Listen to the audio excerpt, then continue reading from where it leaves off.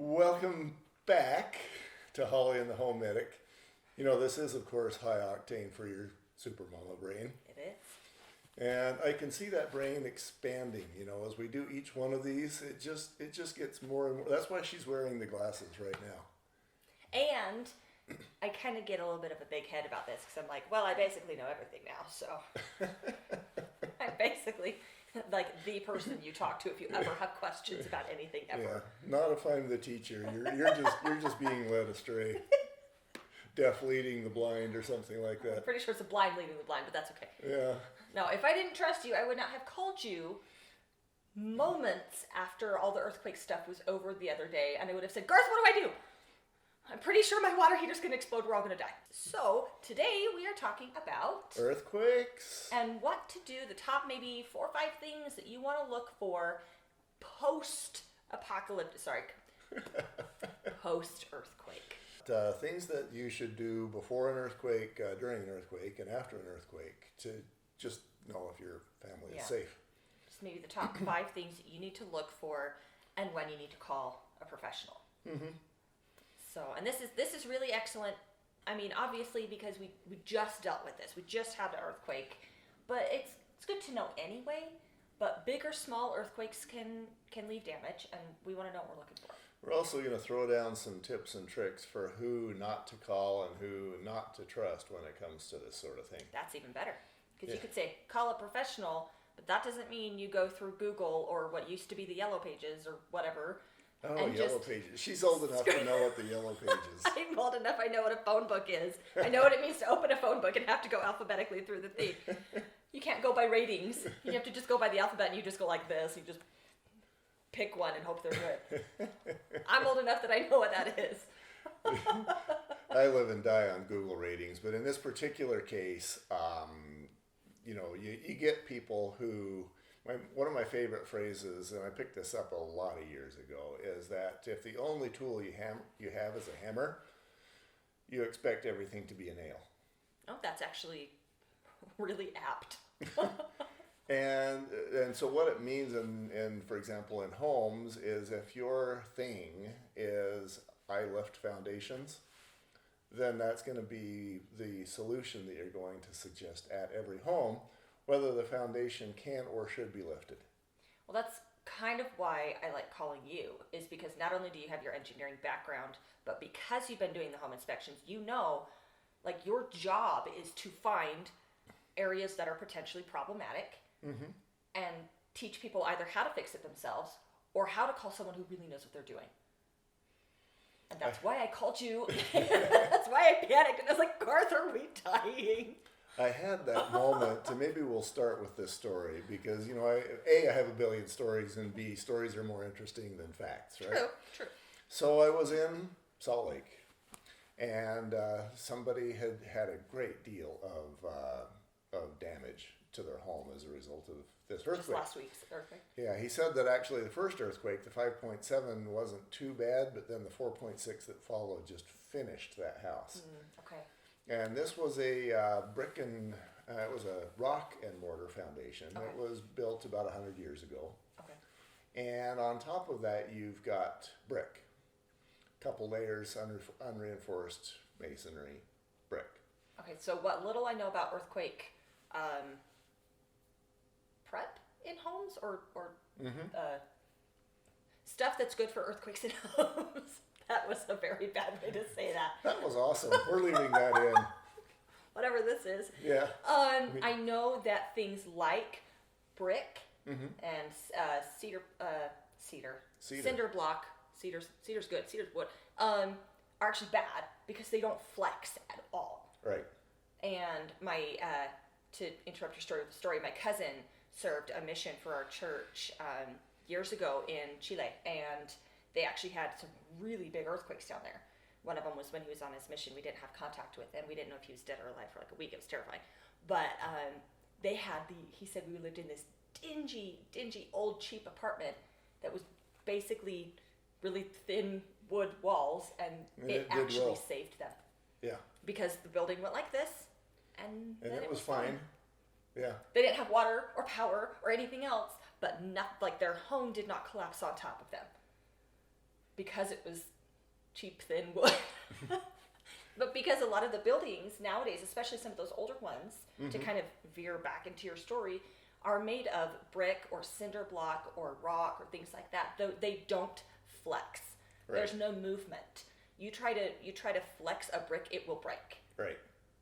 And this is what happened. This is the reason why Salt Lake City is the biggest problem in at least in that county, is because you've got just bricks stacked on top of each other, and the only thing holding them together is a little bit of mortar that used to be there, 100 years ago.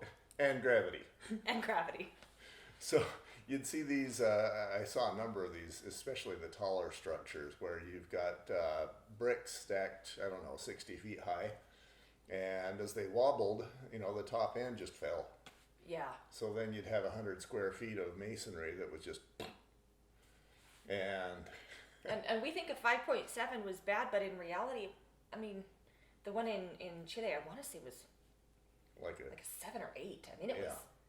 it was terrifying, and it And leveled cities. if you live anywhere near the Wasatch Front, then you know that the reason why that's a mountain and this is a valley is because earthquakes created that. It's because of earthquakes. Right. Yeah. So definitely happens. Now, going back to this particular story, this guy had the masonry home, the masonry walls, and so you can imagine how many tons each of those walls weighs. A lot. A lot. More than I can carry. More than both of us. More than I'd like to catch with my face when it falls. And so you've got all of that weight that is being carried by not the strongest foundation. If you've got rock and mortar, and the one I looked at yesterday was actually sandstone and mortar, Okay. it's not going to be able to carry a lot of weight. And add to this, if you've got rock and mortar and then the mortar is gone, now you basically have marbles that are stacked on top of each other. Yeah. With no flex, with no give. Yeah. And if you've tried stacking marbles, It's very difficult. it's difficult. We have these marbles stacked on top of each other with a little bit of mortar left. I actually told a guy yesterday, he said, well, I'm going to clear this soil away so that I can get to the brick and mortar. And I'm like, no, leave that It's weight-bearing soil. little bit of soil there, because at least it's keeping the mortar from falling out some more, which keeps the rocks stacked, kind of, which keeps the wall there. Yeah, it's weight-bearing dust. Don't move it. So yeah, this is the scenario that was happening at that particular house. And I would imagine many around it. Yeah, and that whole neighborhood, I just kept getting calls to go back up there. So, beginning moral of this story is, if you're in one of those older homes that is brick, that is on rock and mortar, Move. you're good until the next earthquake. And since we always know when they're coming, Just make since sure science has told us we can predict it with 100% accuracy.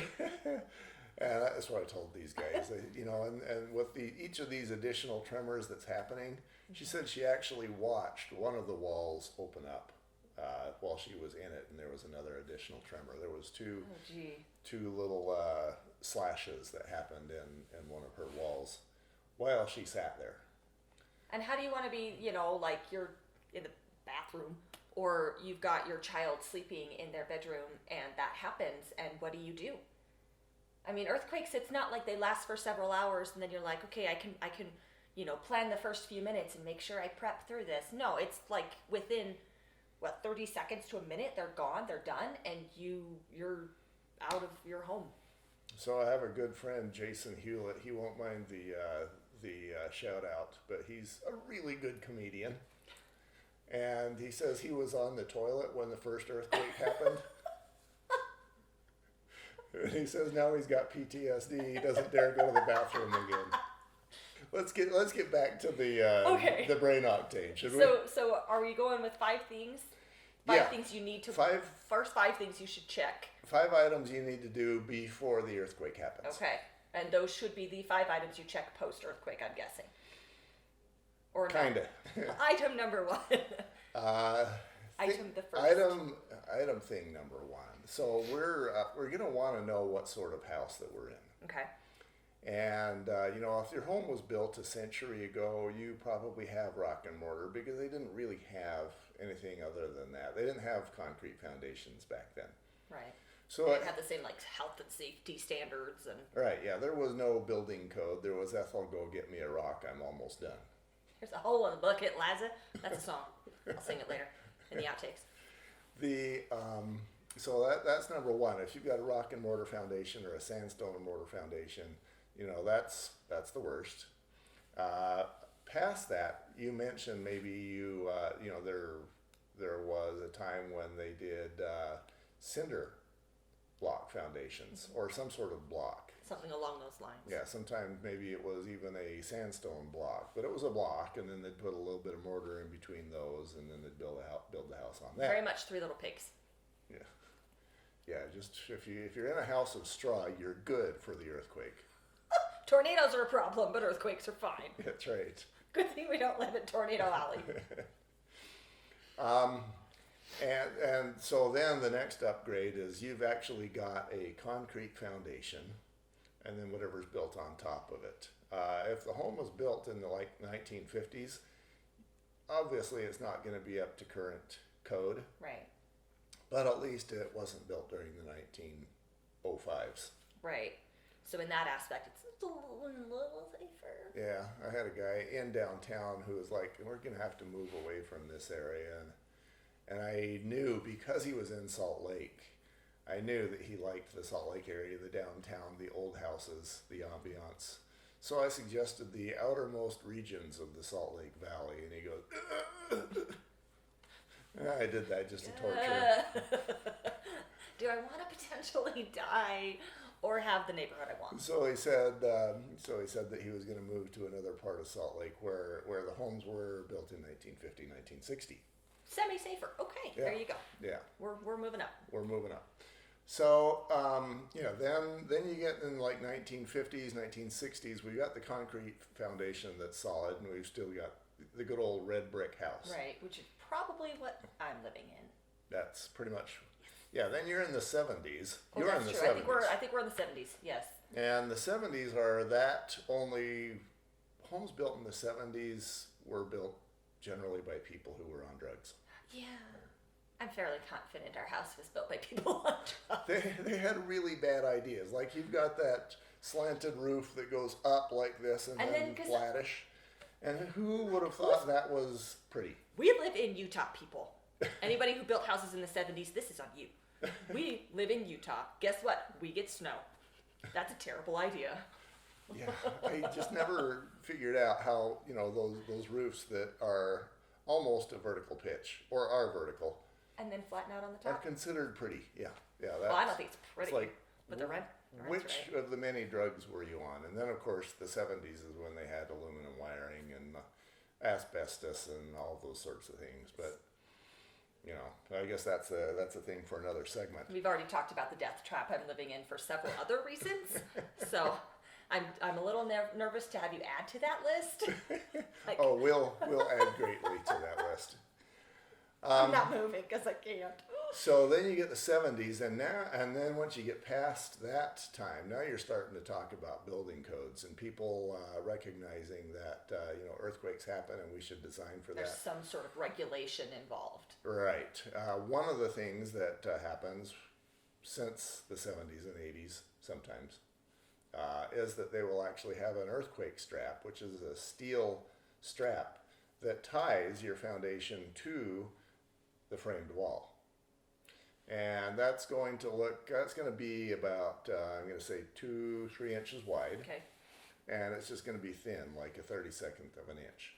Oh, okay. And so they pour that into the foundation on the bottom end, and on the top end they leave some openings so that you can screw in that strap to the framing. Okay. And the framing is just the 2x4s Right. that make up your walls. Like when you see a house being built and you see you can see the rough outline because it's just a bunch of 2x4s. Like Right. that's the frame. I know things. Yes, it is. So you mentioned in the beginning about earthquakes doing this. There's actually No, it was a couple. this. It was this. They don't do this. They do this. Actually, they do both. I know. So you get this kind of earthquake, and then you get this kind You of get this earthquake. kind. And guess which one's bad? Both of them. Pop quiz, hot shot. They're both terrible. Yeah, and this one is the one that we had the other day, and that's going to cause a different set of forces. But sometimes if you don't have foundation, if you got foundation here and framing here, and you get a horizontal earthquake, foundation's going to go this way, framing's going to stay here, Yeah. and then you've lost your house. There's just no way to push this back over here. So the only way to fix it is with a backhoe or Or a new house. track hoe. Yes, Or a Yes. new house. new house. Remediation via track hoe. Okay, so then what's the difference between as far as, okay, let me think how I'm going to phrase this. So a home that is built post 1980. Mm-hmm. So at least we have some sort of regulation going on. All right. And hopefully, fingers crossed, one of those little fancy earthquake strap thingies. Uh-huh. Okay. So assuming we have this kind of earthquake, the side to side, which is what we had a week ago, you talked about, okay, you know, base of foundation stays here, home ends up over here. What do you do? Okay, so we've already talked about that. But what happens if you have that same kind of home and you have this kind of earthquake? Yeah, if you've got a. If There are you probably names for that, by the way. I don't know them. Yeah, we're not going to go down that road, but you want to treat it basically the same way. Yeah, your framing is trying to do this, so it's just going to tear in a different way. Okay. So obviously you can't do an earthquake strap if there's no framing to tie to. Fair enough. If you're trying to tie to a brick wall, what you know is that you'll be really securely attached to one brick. And that one brick better stay in place. Yeah. Everything else can fall, but that one better stay, dang it.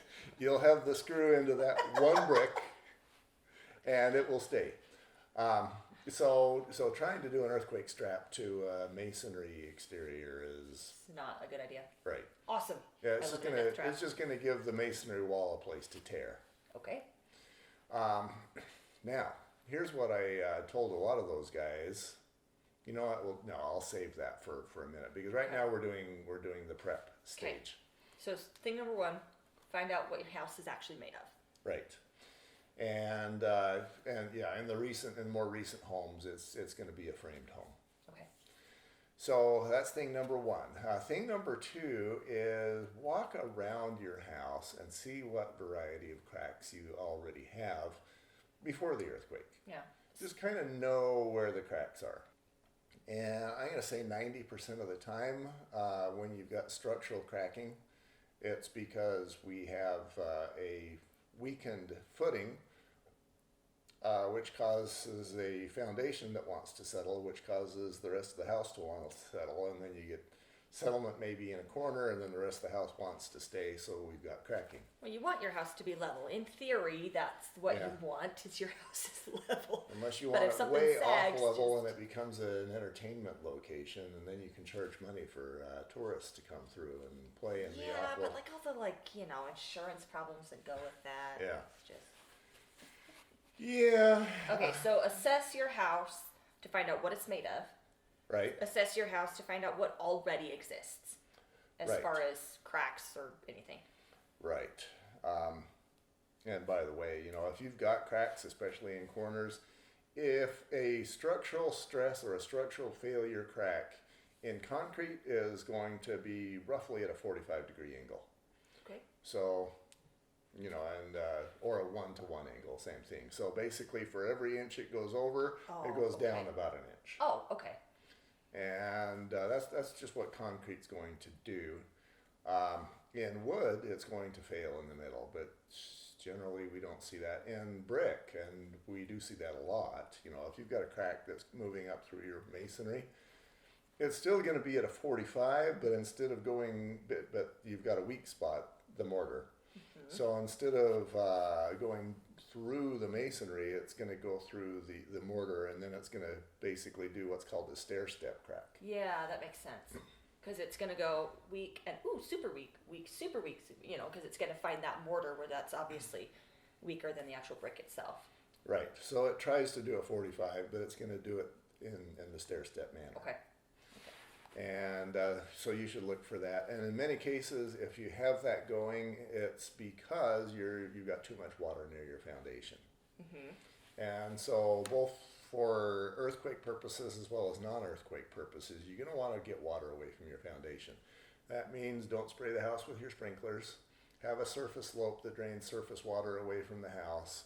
And your roof water that comes down needs to be drained well away from the house. I can preach this all day long. Well, and you've talked about it a lot in, like when we talked, it wasn't in this ants and spiders one, which super gross, but informative. You talked about, if you have a lot of moisture, you tend to have a lot of bugs, which means you have a lot of spiders. So very often if you have a spider problem in your home, the actual cause is moisture. Right. Which apparently that is also true for foundation problems.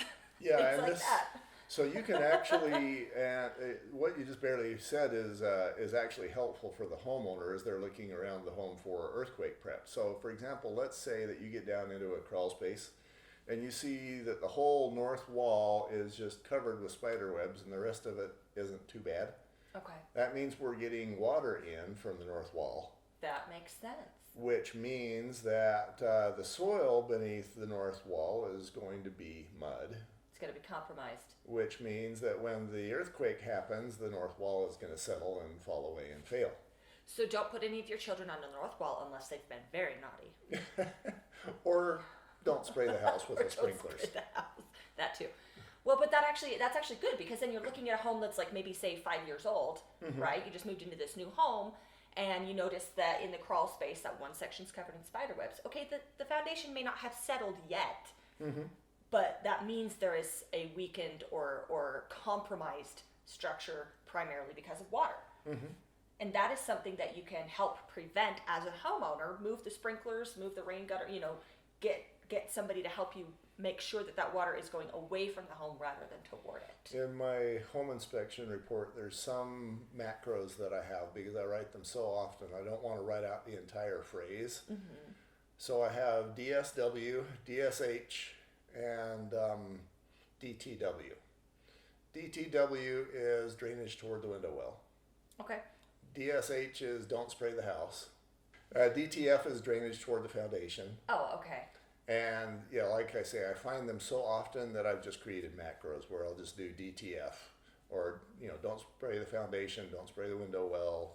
And so what you're going to want to do is move your sprinklers away from the foundation and then only spray away from the house. Yeah.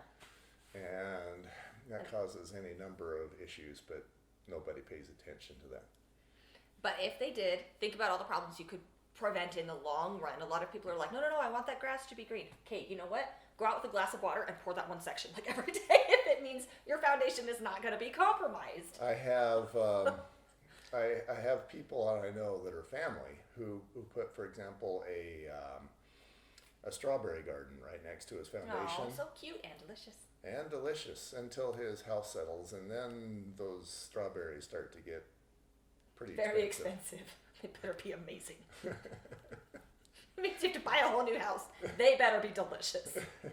So, being the psychopath that I am, I'll recommend that you either just do tree chips or rock or something that doesn't need to be xeriscaping, something that doesn't need to be watered. Yeah, for those that don't know what xeriscaping is, I took a landscape class in college.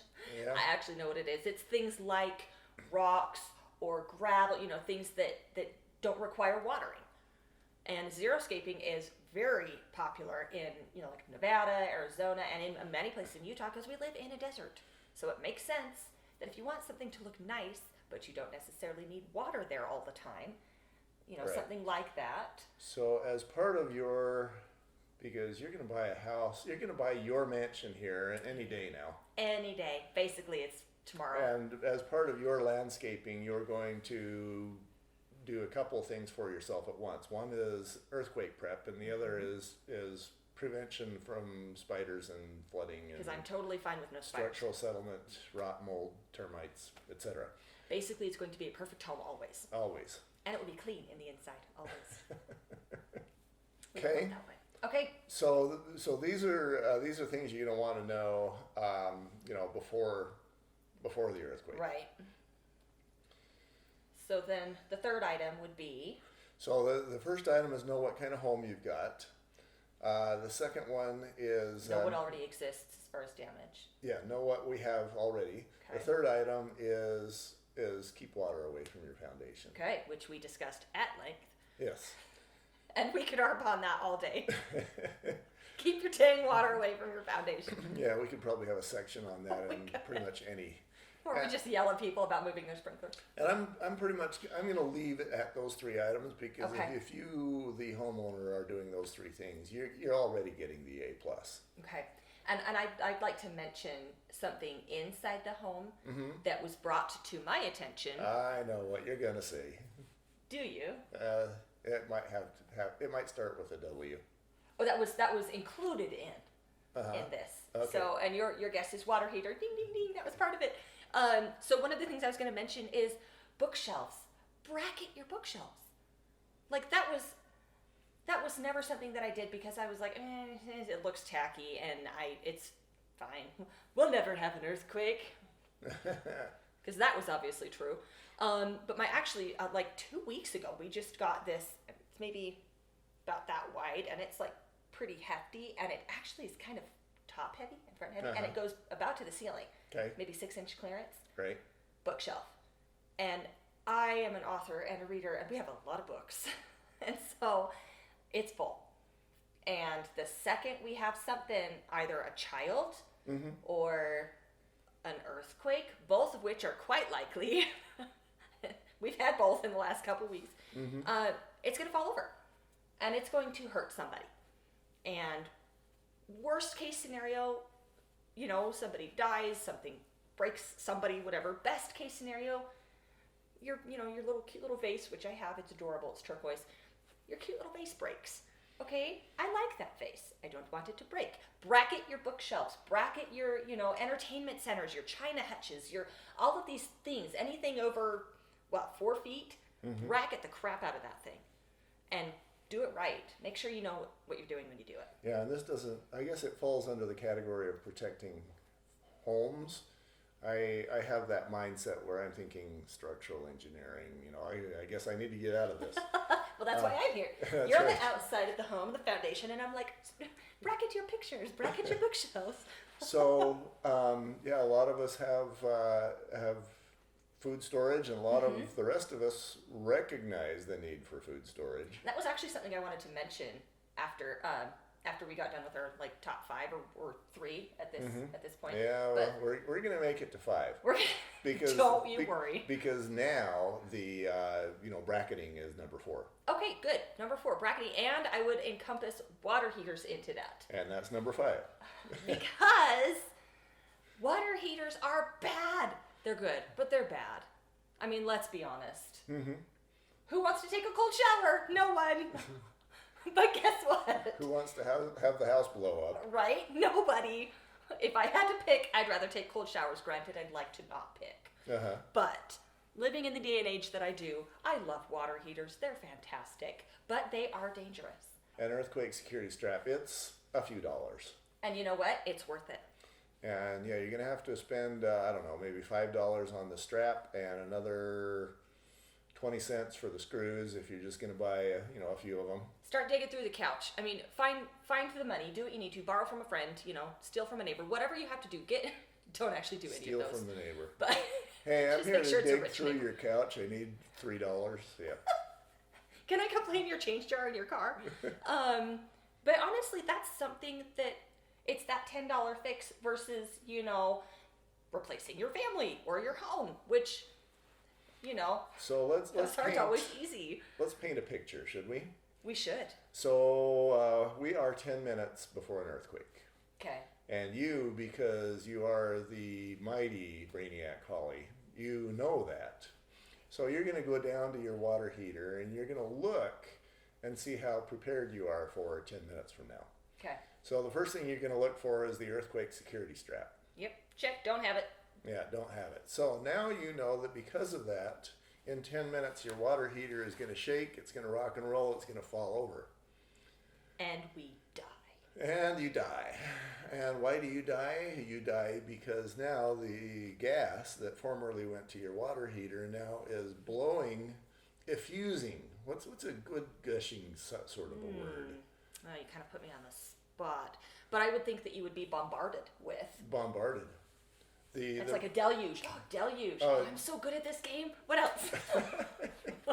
You now have a deluge of natural gas filling your home. For those of you that don't know what a deluge is, it's like an overflow. It's a lot. It's an overflow. We don't Yeah. want that. Yes, overfill. I can't think of that of my own words, so I guess you win this contest.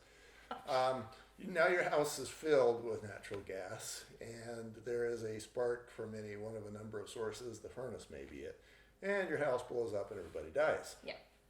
Yeah. Scenario number 1, we all die. Yeah. Other than that, maybe the house just burns and then everybody dies. Item number 2, we all die. Yeah. Or maybe the house burns and it burns the house next door to you because you are in a Duplex. A duplex, yeah. And then they all die. Which is also very, very, very bad. Yes. And then what makes it explode? What makes it explode? Yeah, the gases would cause the explosion, and then you'd have a fire that would follow. But yeah, a number of years ago in California, they had an earthquake which caused the water heaters to fall over, and you had the resultant fires, and houses were close together, so it destroyed Like a few blocks or many. something? Yeah. I'm going to say hundreds of houses. All because of a water heater. All because we didn't want to take cold showers. But I mean, if you think about it, an earthquake strap, that's literally one of those $10 versus the cost of your life fix. Right. And I'm just going to straight up say I should have done it and I didn't. And I'm going to do it today. So we've done items 1, 2, 3, 4 kinda, and then 5. So 4, bracket the crap out of your stuff. Yeah. And your water heater, get like 17 straps. And make sure that- imagine, especially if, for example, you've got a bookcase, and let's say that we're an adult. So we want to put the books where we can reach them. We don't want to put them down low. We want to put them, And I also don't want them where my child can reach them. in my case, 6 feet high. So Mine we've only got a 5, 5 foot, 6 foot, and 7 foot shelf, and that's where I'm going to put them. And so this bookshelf is top heavy, and then we've got an earthquake, and it's doing this, and it comes over, boom. Or maybe the lower area has doors on it, and kids never climb. Oh, never. No. My child does not constantly climb on everything always. And so you get that sort of a scenario where it just falls over on Yeah. them. So That actually happened to my daughter with her dresser. She was maybe like a year and a half, and she was climbing on her dresser. She's trying to open it a little bit, and so she opened the doors and climbed on it, and it fell on top of her, and it was terrifying. And the only thing that made it so that she wasn't more injured was that it was a very small, really crappy dresser. And luckily, Mommy hadn't put the laundry away yet, so it wasn't super heavy. But she still got a lot of bruises, and I was really worried about her. And that dresser's maybe this tall. I mean, about the time you get, like, our dresser in our bedroom Right. is about 5 feet tall. Right. That one can cause more damage. That one will cause issues. And lest you get the person out there who says that can't kill. I do know a story where the back end of a trailer, where it's one of those drive ups that you put a Razor on or a 4-wheeler on. A little girl was climbing on that, and it didn't have the latches on, and it comes over and smashes her in the head, and she's dead. Oh, it's just so sad. Yeah.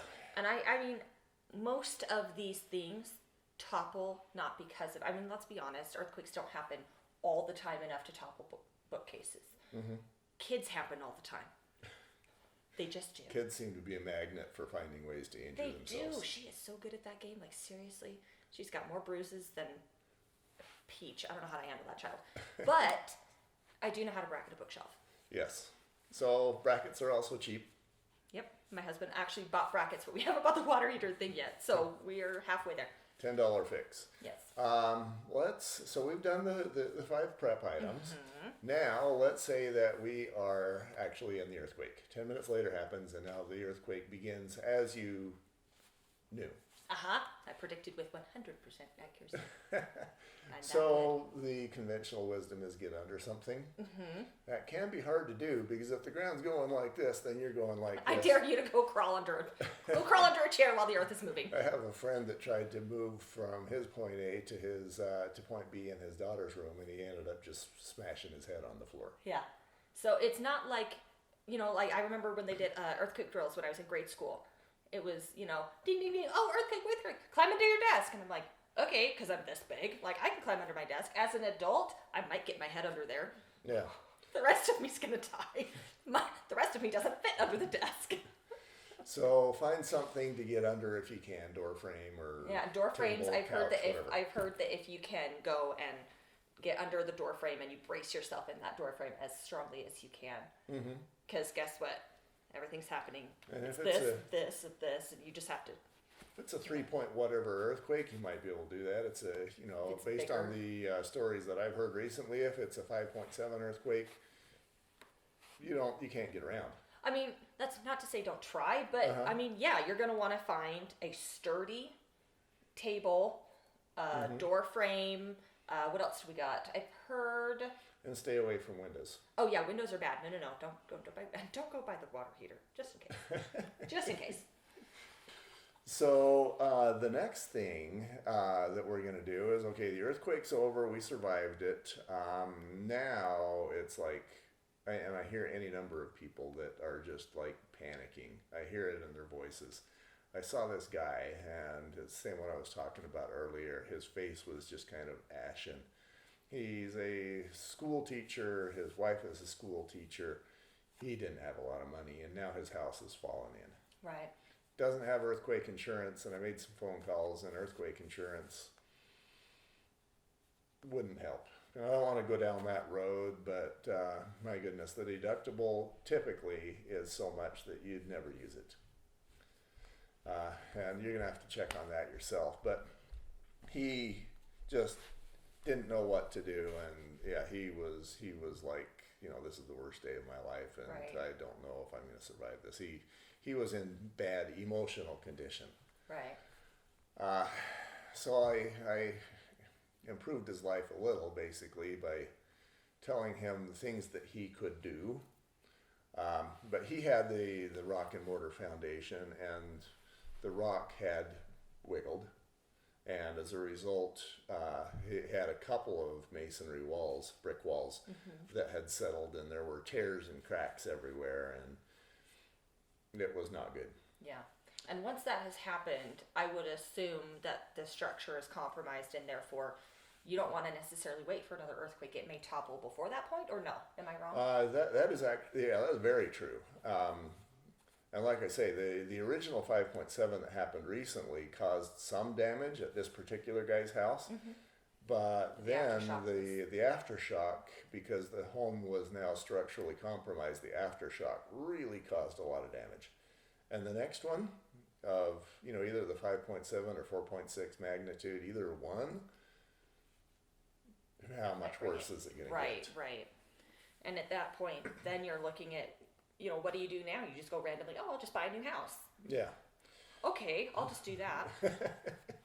Hard to do when you can't sell the one you've got. Well, and you may not be in a position to find it. Right. Most people aren't like, yeah, I got 500 grand just sitting in my bank doing nothing. I'll go buy a new house. Yeah. And that's about what his was worth, probably 6, even though it was a nasty old, Yeah. But anyway, so I told him that he could do some things that would be less terrifying than rebuilding the house. Okay. One of them was to give that foundation a little bit of stability. And what you can do is, let's say that you've got this much rock and mortar foundation. Actually, that a rock and mortar foundation is going to be hopefully at least 8 to 10 inches. So Okay. I should do something like this. Okay. Then outside of that area, we're going to form up maybe a couple more inches on either side if we can, or at least one side if you can only get to one side. So basically, now you've got this 8-inch wall, and you're going to pour some more concrete on the outside of that. Okay. And that is going to keep the rock and mortar kind of sort of in place, and it's going to turn those 500 rocks hopefully into more like one rock, one Yeah. foundation that's tied together. That makes sense. And granted, that's probably not a cheap fix, but it's cheaper than a whole house. Yes. Another thing you can do is you can actually add framing on the inside of the wall, and you can make it shear wall framing. And that's probably more than we want to, a road we don't necessarily need to go down here, but after the earthquake, if you have that problem, let me know. So, then those are things that you can do afterwards. But after the event happens, most important thing you can do is first off make sure the house is not going to burn down. Right. And you do that by going down in the basement. If you smell gas, Get out. out. Get out. You know, we're not going any further. If you smell gas, out. If you see water flowing all over the place, then you find the water main and turn it off. And if you're going around, and then you go around the house and just see how much of the 45-degree cracking there is, how much is different than what we used to have. Okay. And that's probably when you would want to start calling somebody and say, hey, my foundation used to have 1 crack, now it has 4. Yeah, And and call. sometimes the cracks are a hairline thin, and sometimes they're a ½ inch wide. And yeah, anything beyond the width of a dime definitely needs to have somebody else Look at it. look at it. You know, if you've got major structural issues, especially if you've got that 100-year-old home, it's going to be time to put some money into the house, and hopefully you've got it. And I guess we should make that item number 6 in the prep, is if you got one of those old homes, you need to have enough money in the bank so that you can pay the bills when the earthquake causes the bills to need to be paid. Yeah. What we have found out is that, you know, you think the grocery store is always there. No, it's not. No, it's not. Well, the store's there, the food's not. Yeah. And neither is the toilet paper. And neither is the toilet paper. And if you think you need toilet paper or water, too bad. And your bidet may not work after an earthquake, just throwing that out. So even if you're like, I don't need toilet paper, you might. But I just think it's smart to just, you know, people are going to be a little bit better about that now with the coronavirus and with the earthquake that just happened. But with that being said, I think it is wise to have a week's worth of food and supplies and water for each person in your home. Maybe a couple changes of clothing, you know, just because you never know what's going to happen. And to be prepared, that does not mean that you're a paranoid doomsday prepper, Armageddon prepper, whatever. It means you're being smart. And we're all about the $10 versus the $10,000 fix. We want you to be smart. We want you to be aware. We want you to be safe. Yeah. In this case, the $10 fix is, you know, is get the strap on the earthquake on the water heater, and then throw some Band-Aids in a cupboard somewhere, and Yeah. some toilet paper. And some toilet paper. That is good currency for later. Apparently. Fill a room. You've got currency for later. Your guest room is actually for the toilet paper. But you can't trade anything without the toilet paper. And that's why this is high octane for your super mama Holly brain. Thank you very much, Holly. You're welcome.